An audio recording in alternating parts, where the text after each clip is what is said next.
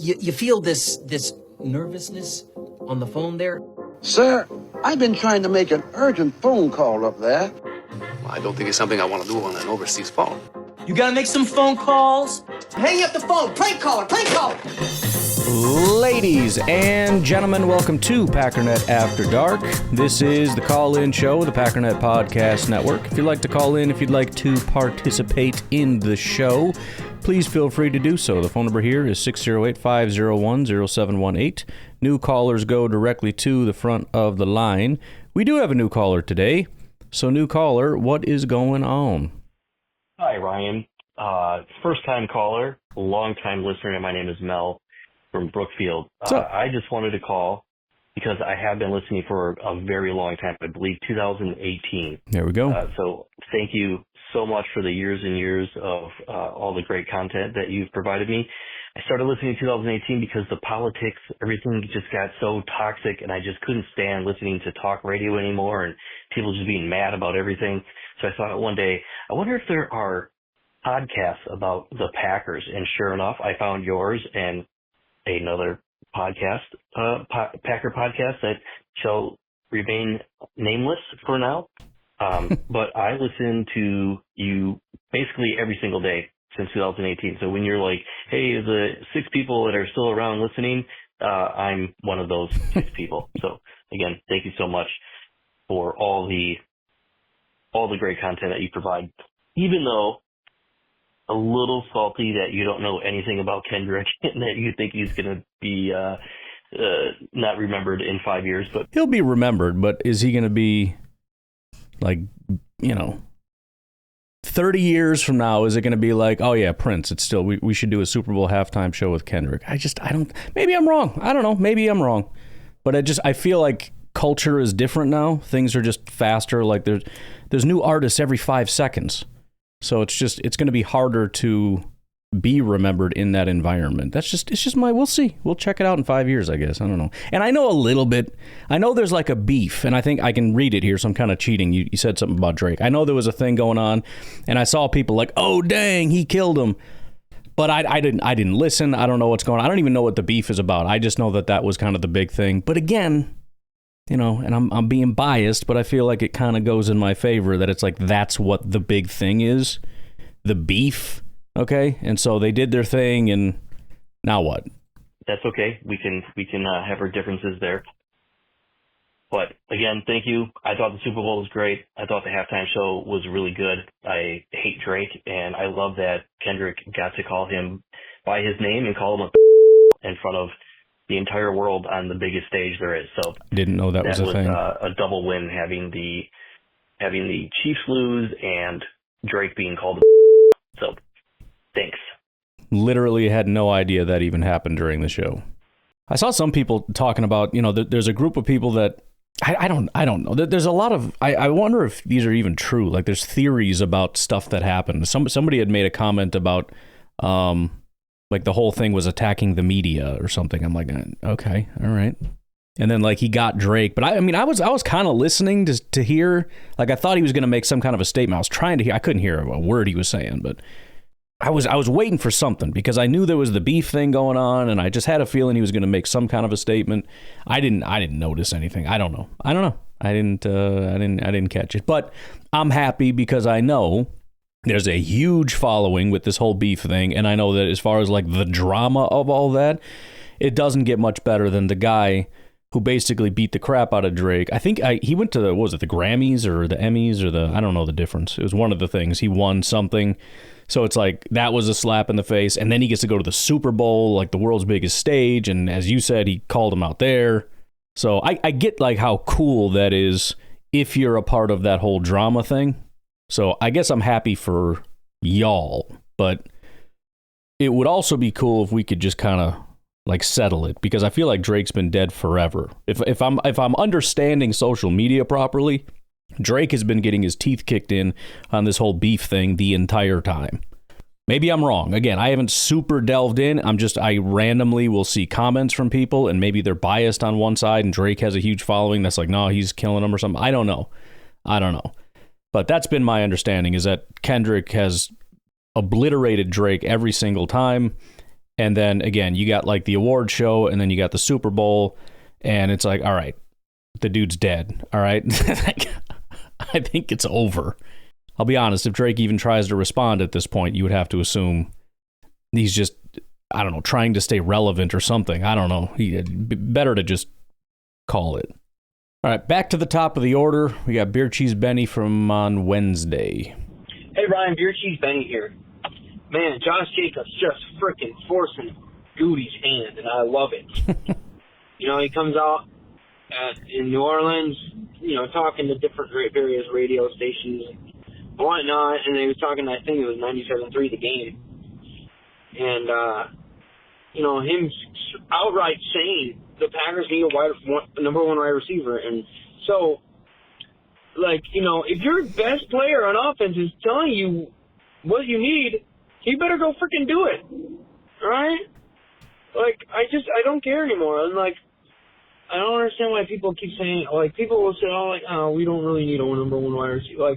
Come on, man. This dude's saying it. There's obviously truth to it.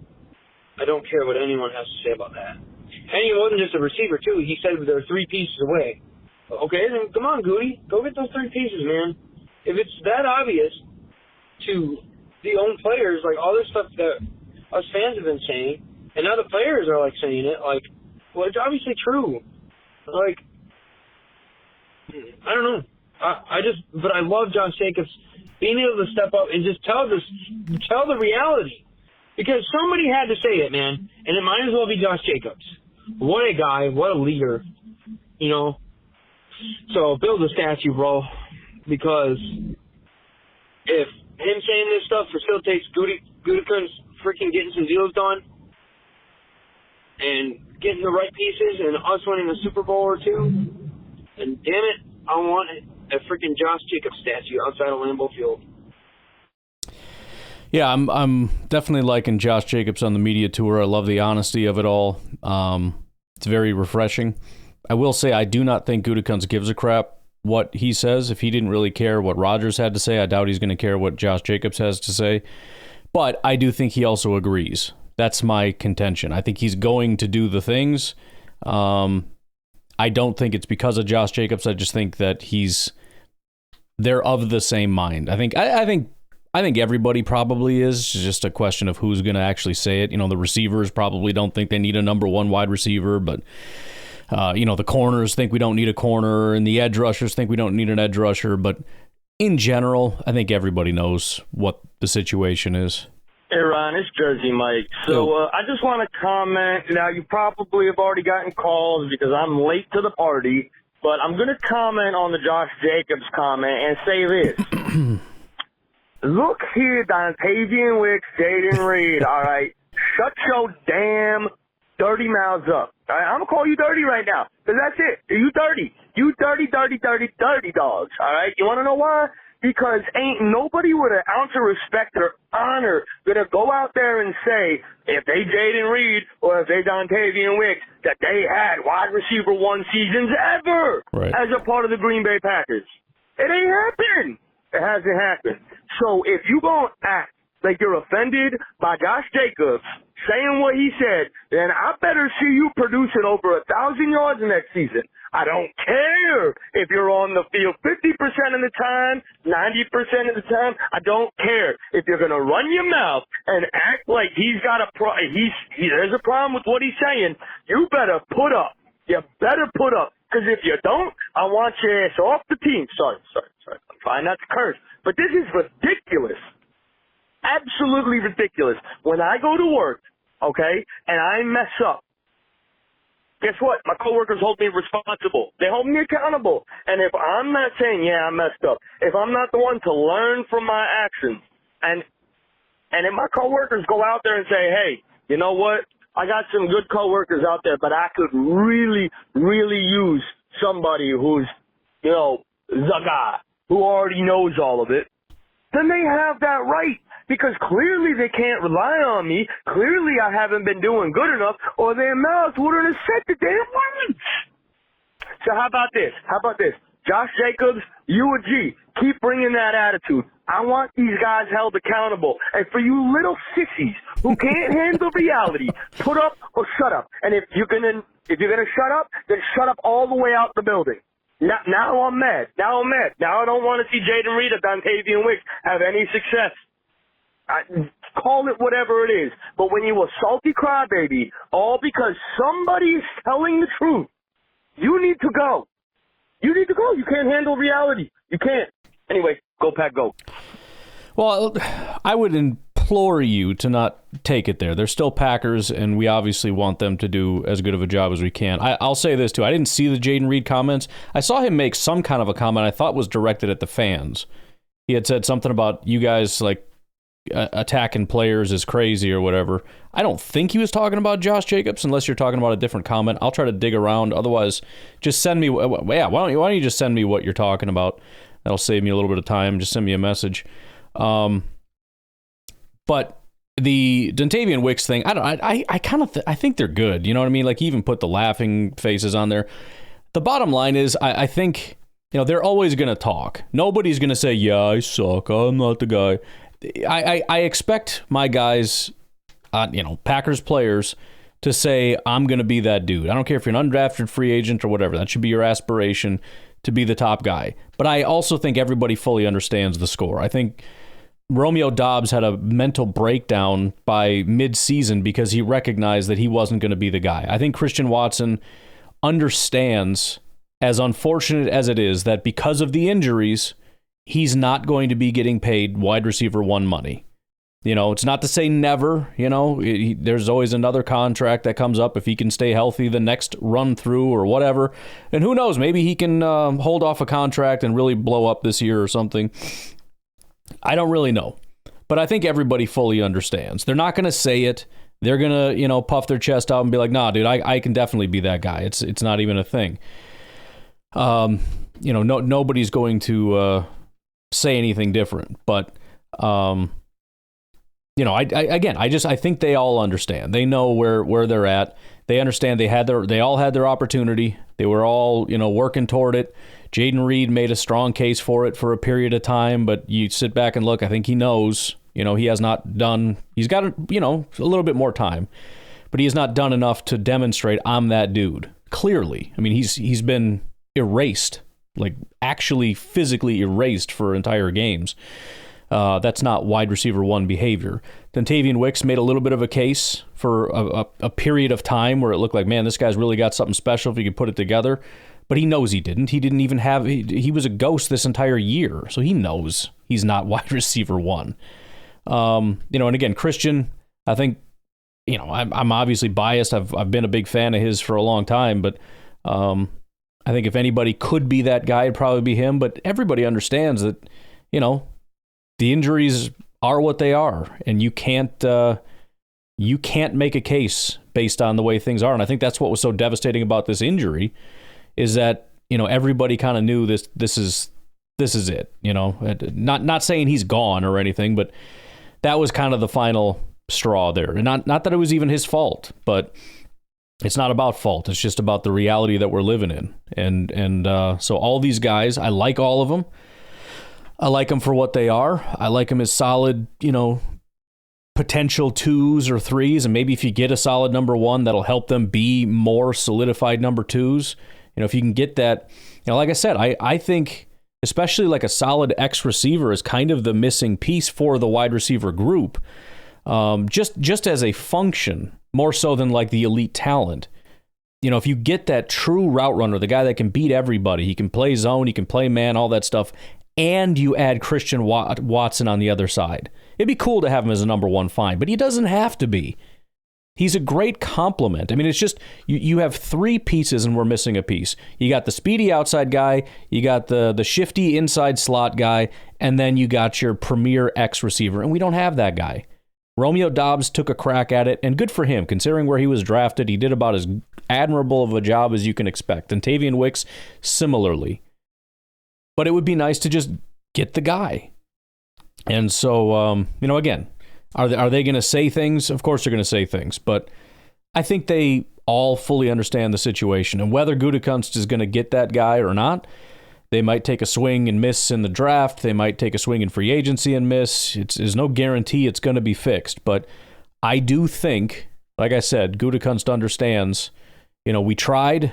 We got a bunch of quality players. I think Gutekunst has done a good job finding decent players, guys that can be great to fill in around your centerpieces, your foundation, to build on a foundation. The problem is we don't have a foundation. We don't have those cornerstone pieces to kind of build around. My analogy is not, you wouldn't want to actually try to build a house with my instructions here, but you get what I'm saying. And so I'm not dismayed. It's just a question of, can Gutekunst pull it off? But I think we all understand the situation. We've got a lot of good, we have a lot of good pieces. We need great pieces. And, we have a great safety. That's cool, but it's not the most impactful position. We have a great running back, but number one, we can't run block. And number two, again, not the most impactful. I know everyone's going to point to what the Eagles running back Saquon did. Fine. Okay, great. Yes, with the elite running back behind an elite offensive line, it can be a massive benefit. But you get what I'm saying. Get a wide receiver. Get an edge rusher. Get a corner.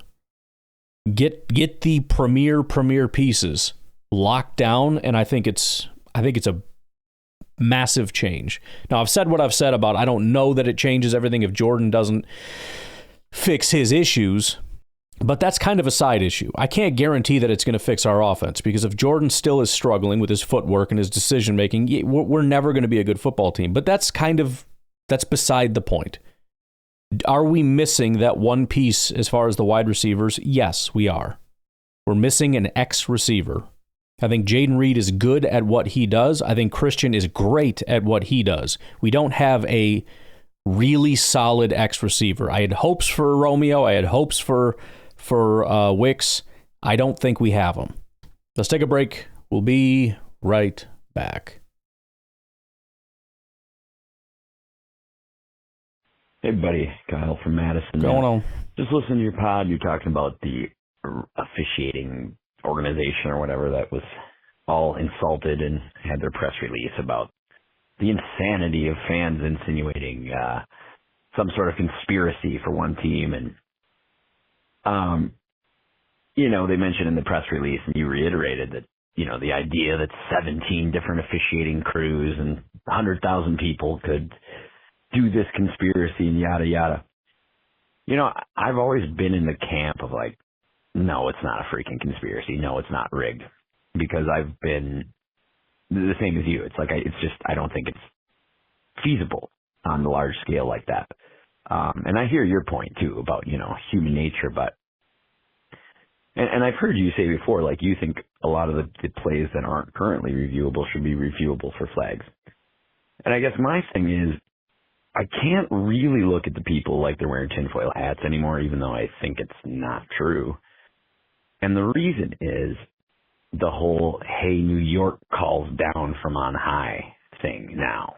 Because the whole argument that you've got these silos of independent referees falls apart when the eye in the sky calls in. It's like the dealer from Deal or No Deal. They call in and here's what really happened, Now, I don't think that's anything nefarious, but it's a lot harder for me to argue against it with people now when there is an eye in the sky that can dramatically change the game or not. Like, case in point, the Eagles game, that first play, New York was in on that call. They're in on all those calls, and yet they still made the wrong call twice. So, I don't know. I mean, I don't think there is a thing like that, but it's harder to defend some of the NFL's decisions, even if I like some of them when it comes to officiating. I think just make these guys full-time instead of freaking insurance salesmen, for the other 6 months of the year. That might help to start. Anyway, take it easy. No, I agree. And I think the eye in the sky makes it better. It doesn't make it perfect, right? It's the refs on the field suck. The eye on the sky fixes it some of the time. It takes it from like 50% suck to 25% suck or something. I don't know. And then as far as like, does that make it more feasible of malfeasance? I don't necessarily think so. However, I don't exactly know how quote unquote New York works, but my ideal would be a massive room full of people. Like whenever you see like the television producers or whatever, it's this giant room with people at these command stations, and then you got people that are at their desks controlling all the cameras, but then you got people standing over them, hovering, and then you got a guy or a room even in the back with its own little booth, and there's 50 people in there. It's one of the bigger productions, not one of the tinier ones where they're in like a little bus or something. That's what I would want. Now, if it's just like one guy with like a little thing calling down, okay, now we can start getting into conspiracy theory territory. Still would take, I mean, it's an impossible task to prove anything. It becomes a question of more or less likely or whatever, and I would struggle with that. But again, I think if you're talking a room full of 50 people where somebody's watching and then you got somebody watching over their shoulder, it's not impossible. You could have the main guy standing over their shoulder constantly tapping them on the shoulder saying, hey, call that, but that's going to be a little iffy to the guy who's calling down, like, why? That's stupid. I don't understand. And then you got 50 other people in the room who are watching this guy very obviously do a bad job, and it's like, what are we doing? So I don't know. And you know, I don't think the Super Bowl didn't go the way that I wanted, where it was just this complete disaster with tons of terrible penalties. There were probably 1.5 bad calls. Everybody was upset about the pass interference. I get that it's a little ticky-tack, but the ref was standing right there, and he pushed his face mask. I don't think it's out of the realm of reality that would have been called on a different team. The false start by the guy that snapped it, the long snapper, is crazy to me. And like I said, there was another one that was the same thing, and they didn't show it, I don't think. Maybe there were some others, I don't know, but it wasn't massively egregious. I think there were a couple opportunities for penalties against Pat Mahomes that didn't get called. That guy got the crap beat out of him all day. He also scrambled a bunch of times with guys like kind of diving over him, where if he were getting super ticky-tack, they could have called it and didn't. So I kind of got the impression they knew the reputation. Like I said, they were very upset about the allegation, so I'm sure some comments came from the officiants to say, obviously do your job, but make sure you're not throwing ticky-tack stuff against Pat Mahomes or we're going to get crucified.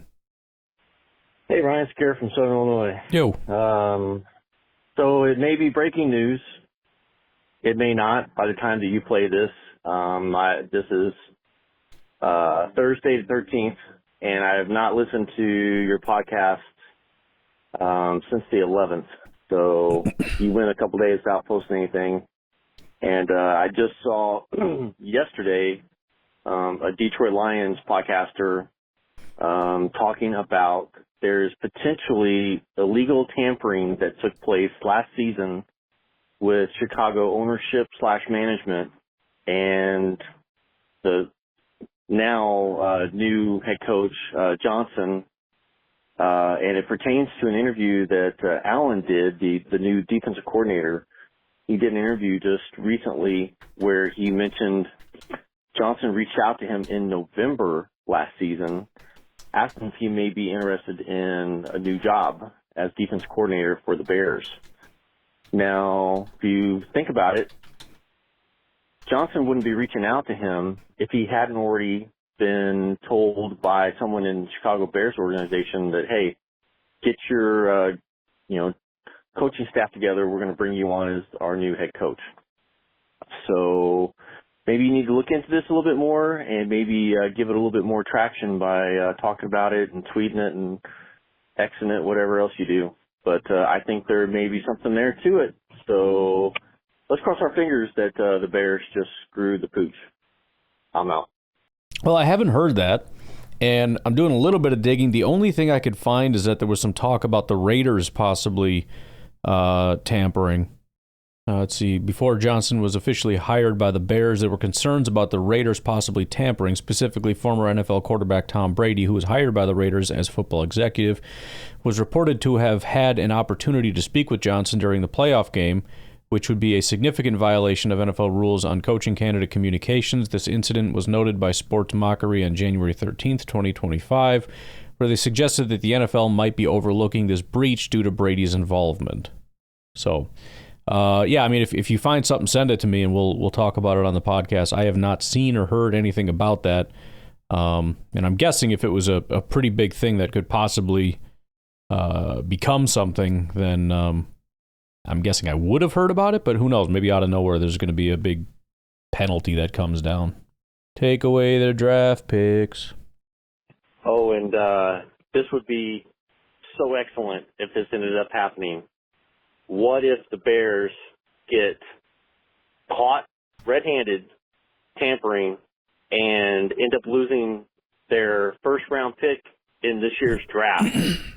That would mean Green Bay would have something to laugh about when it comes up to their turn and they don't get to pick somebody. And it'd also mean that Chicago Bears fans wouldn't have any reason to travel to Green Bay since they're not going to be in the first-round pick. It's true. So I'm just wishing that ends up being the case.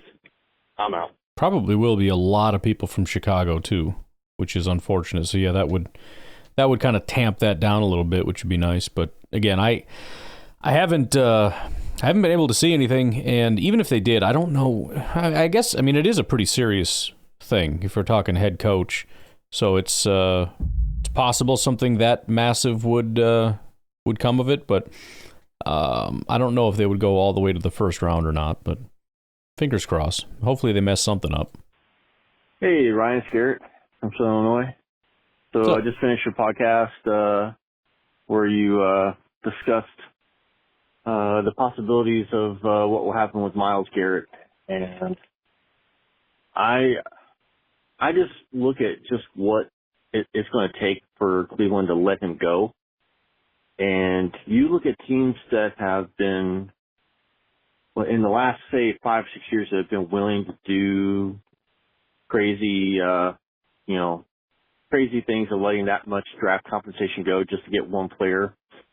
The team that comes to mind that I think seems like it could be a very high possibility because they are a contender and their defense is getting, it did have a pretty good run into the playoffs this year. And I would say it's going to be an NFC team, not an AFC team. It's going to be the LA Rams. Sorry, it's raining really hard here. So I think it could very likely be the LA Rams because they have shown before they are willing to give up, trade a lot of draft picks just to get their player. So that's who I'm thinking where he's going to end up. I'm out. Yeah, I think there's plenty of possible destinations. The Rams would make sense. I've mentioned before, and maybe I said this on the podcast, you already heard it, but I think there's got to be a little skepticism about the Rams just based on the age. You know, how long is this team going to be viable with the quarterback and everything? Do they have a long-term thing, or is it kind of a 1 year and then we're back to obscurity because Stafford is gone? I don't know, but it's definitely on the list of possible teams, and I could see what you're saying there. All right, let's take our final break. We'll get back with AA Ron from Eau Claire. Hey, what's up? AA Ron from Eau Claire. All this draft talk has gotten me kind of interested in starting that process. Yeah. Of getting into that a little bit more from a kind of a hobby perspective, just doing a little more depth and research on these players. My father-in-law loves college football. I've never been that into it, but maybe I'm not either.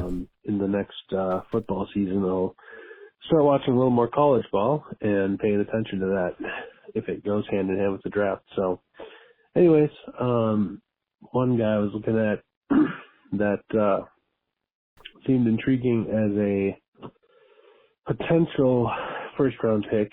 I don't know. Packers looks like they might have to trade up to get him if they wanted him, but Walter Nolan, defensive line, looks pretty intriguing to me. I know they could use another guy up there, so that would be an interesting one to hear your perspective on.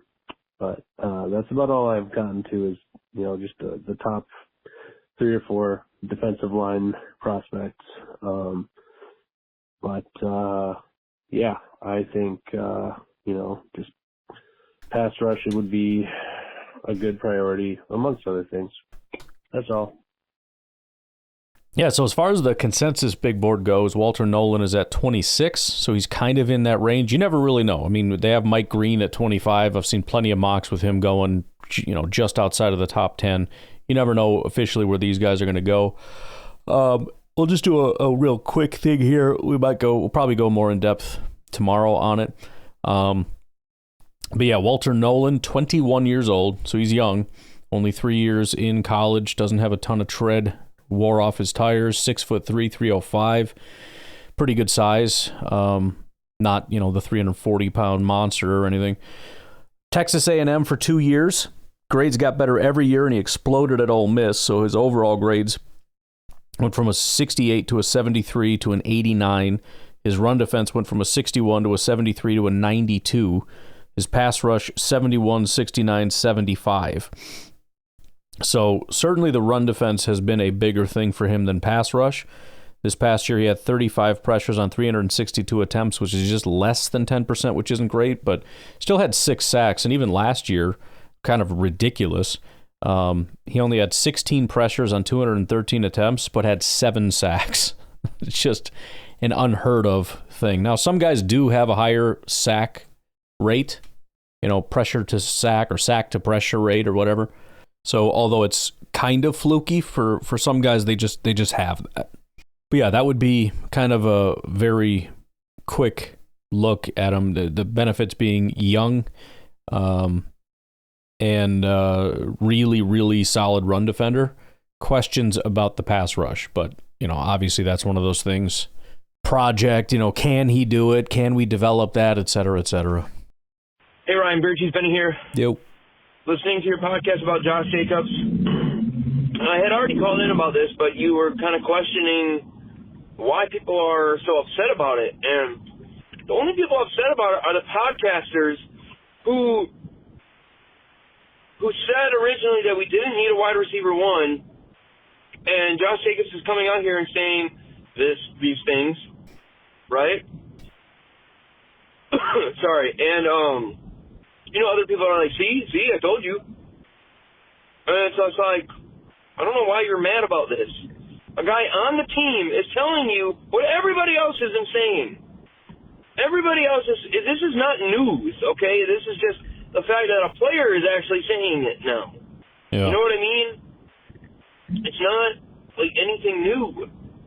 So, yeah, I don't know why people are upset about it. I know Andy Herman, he went on his little rant, like saying, "Oh, this is hindsight." It's just like, no, it's not. Everybody saw this. Like, I mean, granted, like after 2023, we thought, yeah, we have a pretty good receiving room, but still, we still needed a number 1, man.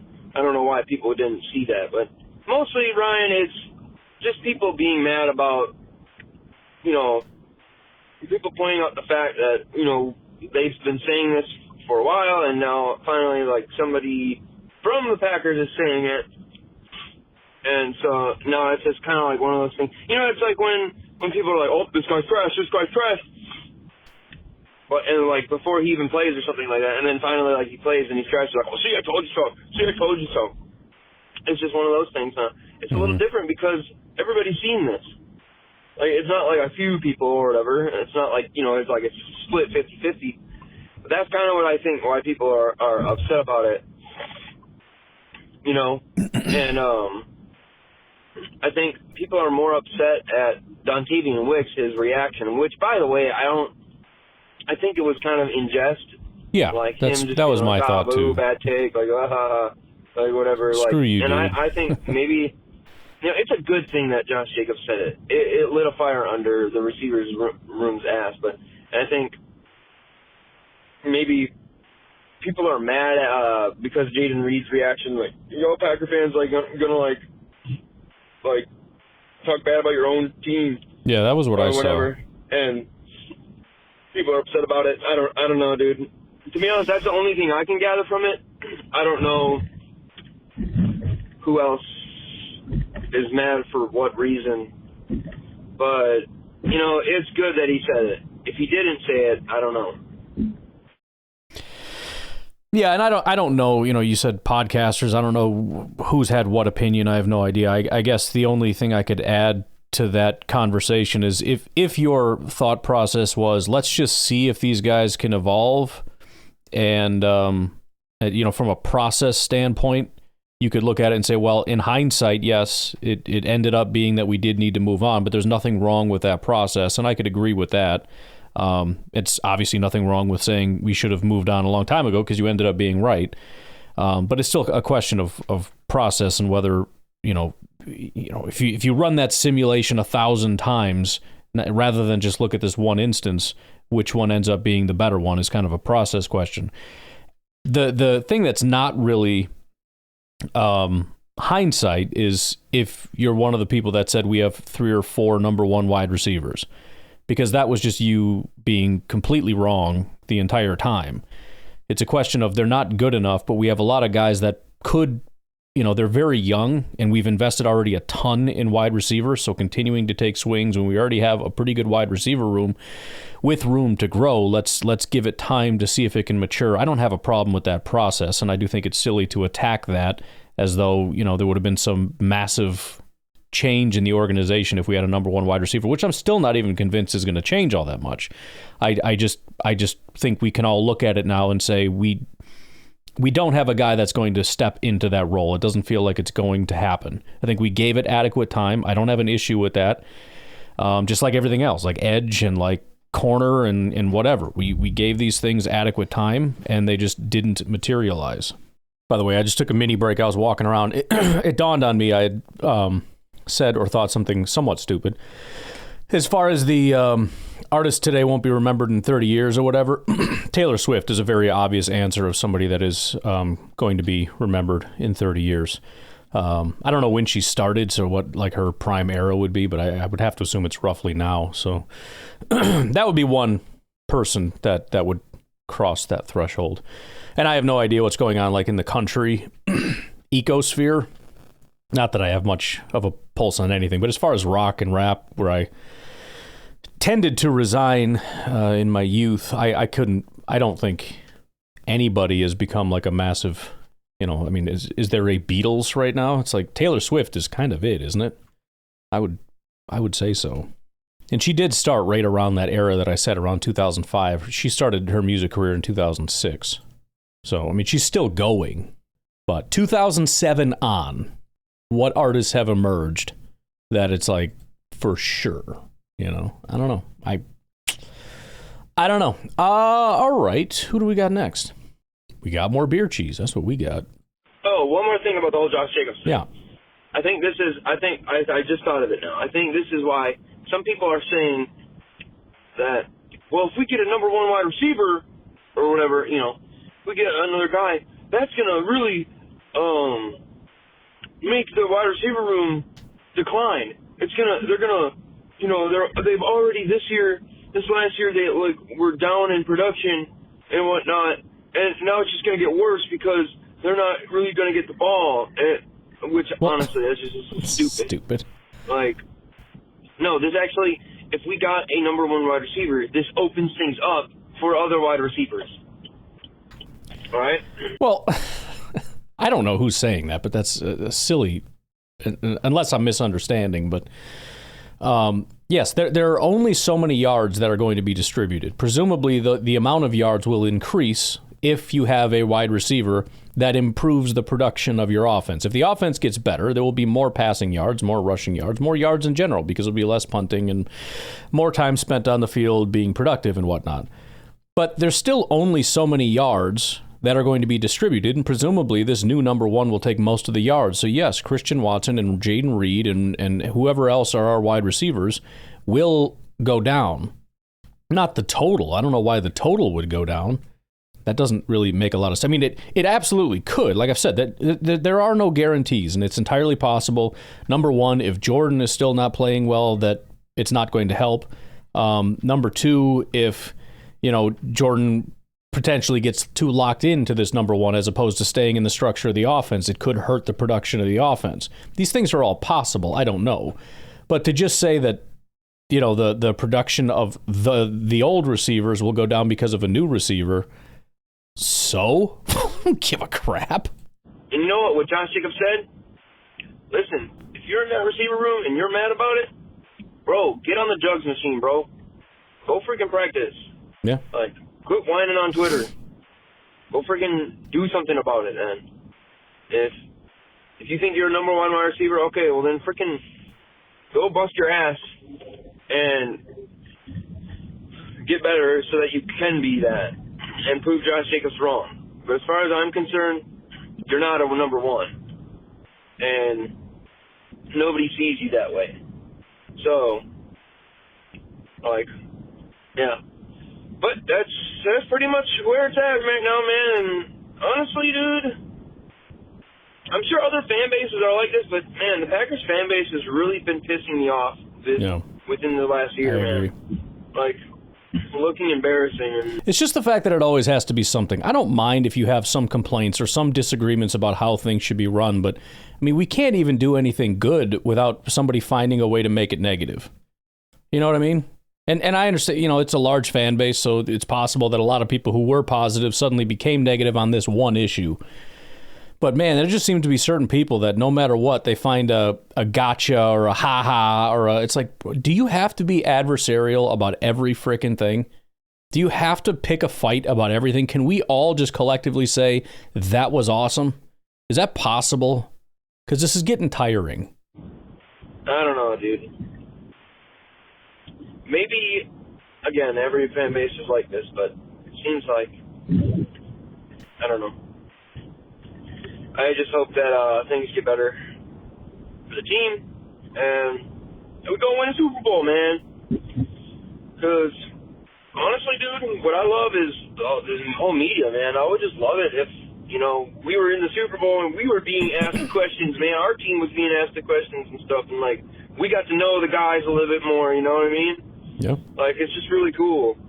So, I really want our team to be the talk of the nation.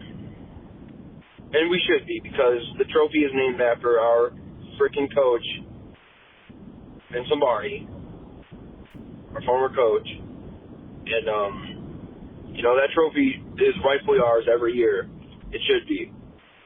So, you know, we got to start winning. Like, let's, you know, Chiefs can have their 3-peat, but let's win it next year, and then let's have a 4-peat, and win it the next 3 years after. I like that. That sounds good. It's doable. I mean, that's the benefit of having a young team, but you got to go get it, right? It's not like, well, we have a young team, so if we just win it within the next 10 years with this young team, it's like, well, that's true. But it means you're going to win it once, and then you got to tear it down and start all the way over again. Let's see if we can't get ourselves a Super Bowl a little bit earlier than that and go on a little bit of a run. I wouldn't complain. All hail Chicago. Yes. Anyways, dude, did you see Jordan Love at Radio Row? You know, they're asking him about like the whole Josh Jacobs thing, and they're like, "What do you think about like, you know, bringing in a guy like T. Higgins?" And like, dude, you could just tell that he was just trying to contain his excitement, man. Yeah. And crazy because he said that he knows T pretty well. That's what he said. He's like, I know T pretty well. I think that would be, you know, good same to have draft him. class and whatnot. You know, him saying anytime you add a good player to an already pretty good offense, you know, it makes things much better. I really think Goody's in the works with something right now, man. Yeah. I mean, now again, I'm kind of weary of getting T. Higgins because of the fact you're basically getting Christian Watson, meaning he's hurt just as much. He does have a lot of injury issues, yeah.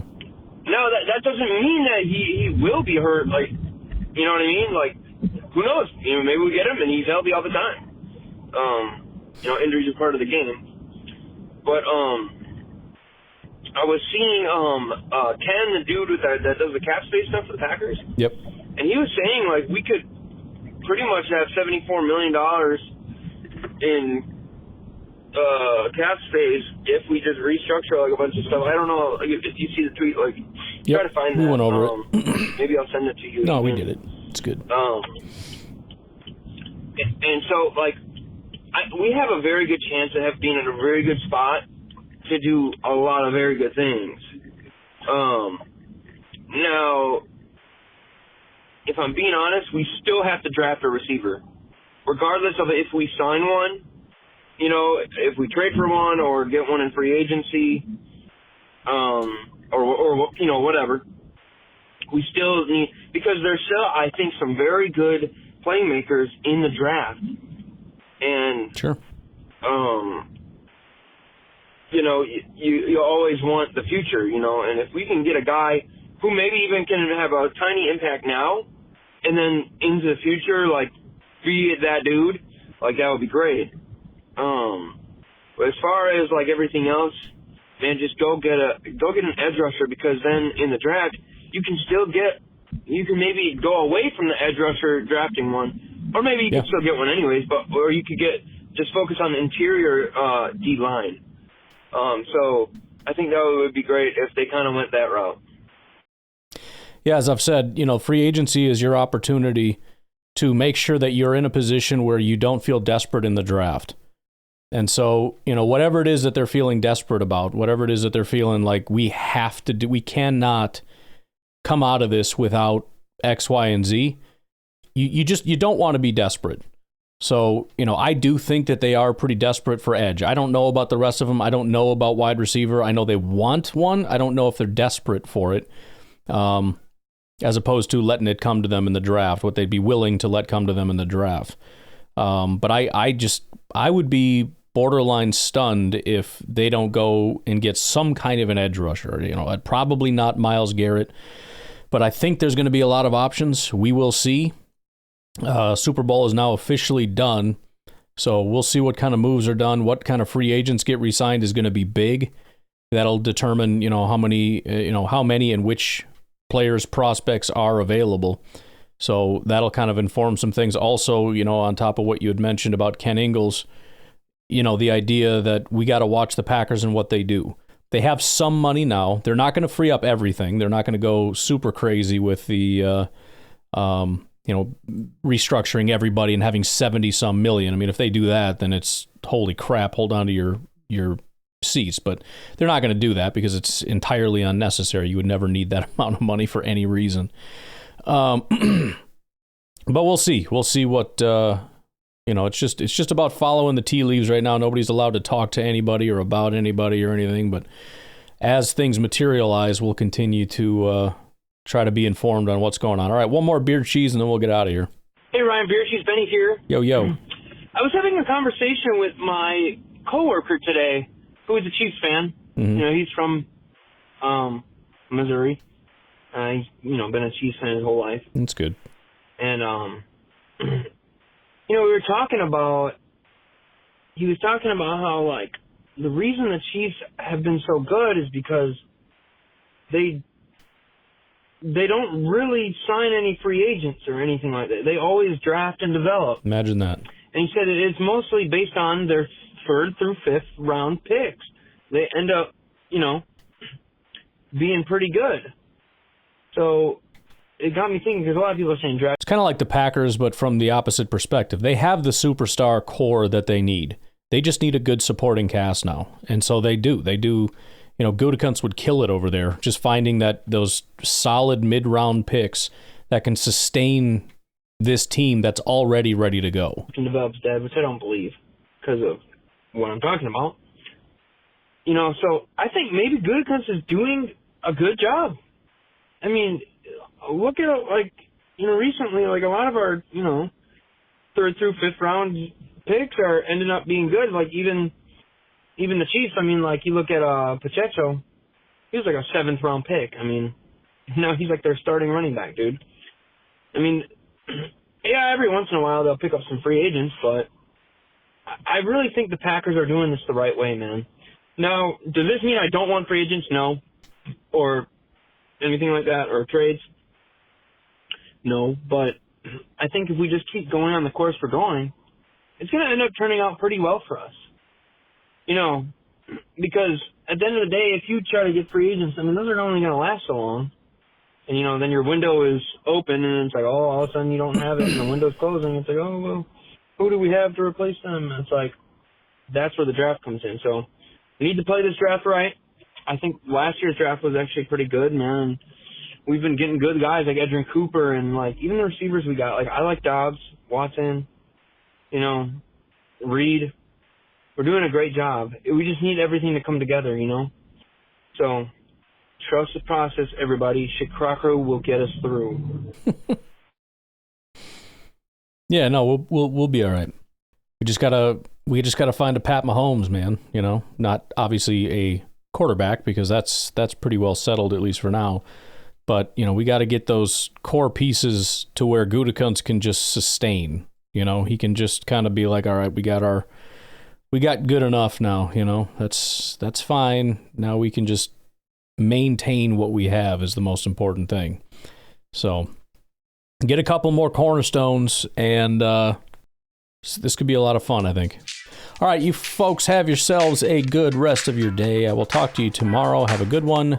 Bye-bye.